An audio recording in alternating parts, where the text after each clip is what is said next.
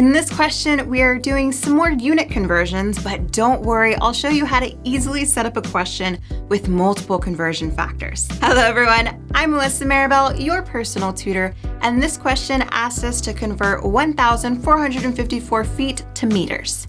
Let's pick our conversion factors from our table. Remember, our first conversion factor must have the same units as our given unit, which is feet. So this is our first conversion factor that allows us to get to inches, so the second conversion factor must have inches in it. So this is our second conversion factor, which allows us to get to centimeters. Now to get from centimeters to meters, we will use the metric system and use this third conversion factor because it has centimeters in it and allows us to get to what we want, which is meters. Here is the setup for a question with three conversion factors. We'll align the given units of feet across from each other so they can cancel, and on top we'll put the inches. That was our first conversion factor.